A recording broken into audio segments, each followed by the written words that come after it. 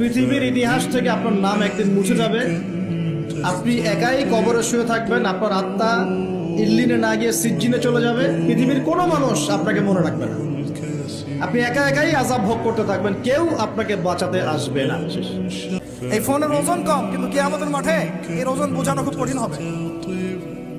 এই ফোনের ওজনটা কম, কিন্তু কিয়ামতের মাঠে এই ফোনের গুনাহের জবাব দেওয়ার যে বিচার, এটা অনেক কঠিন হবে। আল্লাহ পাক আমাদেরকে তাকওয়া অবলম্বন করার তৌফিক দান করেন। বিনা প্রয়োজনে ইউজ করবেন, আপনার যতটুকু প্রয়োজন এতটুকু। নামাজ আপনাকে যে কোনো পাপ থেকে বাঁচাবে ইনশাআল্লাহ।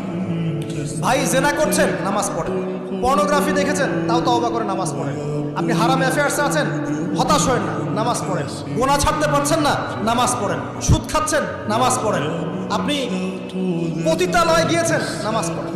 বেপরদা চলছেন, তাও নামাজ পড়েন। আপনি অন্যের হক নষ্ট করেছেন, তাও নামাজ পড়েন।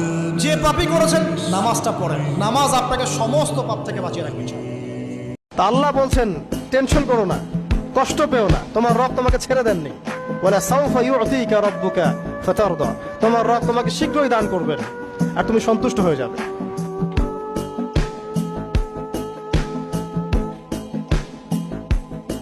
ক্ষমতার অহংকার দেখাবি না, টাকা পয়সার গরম দেখাবি না।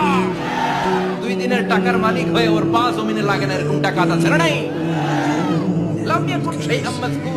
তোর চেয়ে বড় ক্ষমতাশীল ছিল ফেরাউন, আল্লাহ ছাড় দিয়েছে, ছেড়ে দেয় নাই, ঠিক কিনা? একজন নারী, শোনেন, একজন নারী বনু কাইনুকার বাজারে গিয়েছিলেন তার প্রয়োজনে। ইহুদি তার শ্লীলতাহানি করেছে, তার সতর খুলে দিয়েছিল একজন ইহুদি। এটা দেখে একজন মুসলিম ভাই সেখানে থাকতে না পারে ওই ইহুদির গর্দান নামিয়ে দেয়। এই ইস্যুকে কেন্দ্র করে ইহুদিরা মিলে ওই ভাইকে শহীদ করে। তখন ওই বাজারে ওই ভাই ছাড়া আর কেউ ছিল না, একজনই ভাই ছিল। এরপরে এই মামলা আসলো নবীর দরবারে সাল্লাল্লাহু আলাইহি ওয়াসাল্লাম। এটা মদিনার ঘটনা। নবী সাল্লাল্লাহু আলাইহি ওয়াসাল্লাম ওই সাহাবীকে তো দোষারোপ করেনই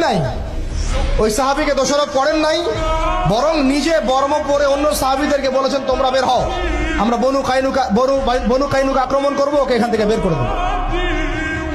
একজন দিনী বোনের ইজ্জতের বদলা নেওয়ার জন্য পুরো বনু কাইনুকার ইহুদিদের সাথে যুদ্ধ হয়েছে। আর আমাদের বোনরা স্বেচ্ছায় ইজ্জত বিলিয়ে দিচ্ছ।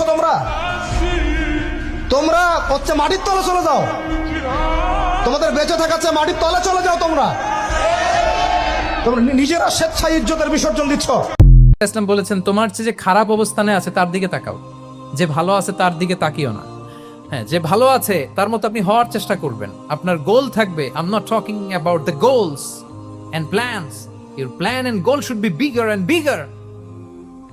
বাট আপনি ও খুব ধনী, ও খুব ভালো আছে, এটা দেখে কষ্ট পাবেন না। কারণ আপনি খেয়াল করেন যে আপনার চেয়ে অনেক খারাপ অবস্থানে আছে অনেকে, ওর দিকে তাকালে দেখবেন যে আপনার আর খারাপ লাগতেছে না।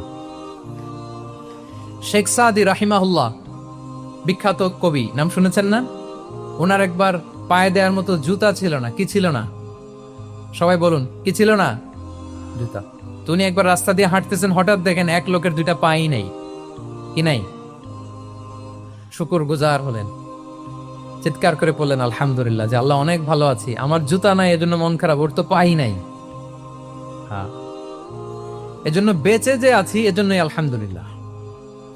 লা ইন শাকারতুম লা আযীদান্নাকুম ওয়া লা ইন কাফারতুম ইন্না আযাবি লাশাদীদ। আল্লাহ বলেন, যদি শুকরিয়া করো, শুকরগুজার হও, আমি আল্লাহ নিয়ামত বাড়িয়ে দেব। যদি নাশুকরি করো, জেনে রাখো আমার শাস্তি কঠিন। তাহলে বেঁচে যে আছি এজন্যই কি পড়া উচিত? জাহাঙ্গীরনগর বিশ্ববিদ্যালয় আওয়াজ করেন, বেঁচে যে আছি এজন্য কি পড়বো? আপনি যে অবস্থানে থেকে খুশি না, ভাল লাগে না আপনার, যে হায় রে আমি তো লুজার, আমার কিচ্ছু নাই, আপনার এই অবস্থানে পৌঁছাটা অনেকের জন্য স্বপ্ন। মানে যেটা পেয়ে আপনি হ্যাপি না, অতটুকু হইতে পারাটা অনেকের কি স্বপ্ন। আপনাকে যদি জিজ্ঞেস করি, ভাই কি চান, কি লাগবে বলেন, কি চান? তা আপনি বলবেন যে শেখ, আমি ধনী হইতে চাই, আমার একটা ব্রাইট ক্যারিয়ার চাই, আমি টাকা চাই, আমি খ্যাতি চাই, আমি ক্ষমতা চাই। এটা কত যে চাওয়ার ফিরিস্তি আমাদের। আপনি একটু একটা ক্যান্সার হসপিটালে জানতো, ক্যান্সারের 3rd স্টেজে চলে আসছে, ধুকে লাস্ট স্টেজে চলে আসছে। আপনার তো অনেক কিছু চাই, আপনি ওকে একটু জিজ্ঞেস করেন যে ভাই আপনি কি চান? ও টাকা চায় না? ক্যান্সারের রোগী টাকা চাবে, খ্যাতি চাবে, ব্রাইট ক্যারিয়ার চায়। সে কি চায় বলেন তো একটু? সে একটু বাঁচতে চায়, যে ভাই তুমি কি চাও, বলবে আমি কিছু চাই না, একটু বাঁচতে চাই। বার্ন ইউনিটে যদি কখনো যাওয়ার সুযোগ হয়, দেখবেন যে চিৎকার করে তারা, এত কষ্ট, এই দহনের কারণে এত কষ্ট, তারা চিৎকার করতে থাকে হসপিটালকে কাঁপিয়ে। আপনি ওকে একটু জিজ্ঞেস করবেন, ভাই কি চাও, বলেন তোর চাওয়াটা কি? ও শুধু বাঁচতে চায়, কিন্তু ওই বেঁচে থাকা নিয়ে তো আমাদের কোনো ফিলিংসই নাই। আমরা যে বেঁচে আছি এটা যে শুকরগুজার হওয়ার অনেক বড় একটা কারণ, আমরা এরকম করে ভাবিই না। এজন্য সুপ্রিয় সুধী মণ্ডলী, আমরা যে বেঁচে আছি এজন্য আলহামদুলিল্লাহ। শুধু বেঁচে থাকার কারণে আমরা কি পড়বো? মানুষ বাঁচতে দেয় না, আবার মরলে আফসোস করে। জীবিত থাকতে প্রশংসা উৎসাহ কেউ দেয় না, মারা যাওয়ার পরে সবাই লাইন ধরে শুধু প্রশংসাই করে। বুঝতে পারছি আমি কথা? সেজন্য দুনিয়াতে যতদিন বাঁচবেন মাথায় রাখবেন, আপনি ছাড়া আপন আর কেউ নেই দুনিয়াতে। যদি আপন খুঁজতে চান, আপনি পাবেন একমাত্র নবী রহমাতুল্লিল আলামিন আর আপনার রব্বুল আলামিন।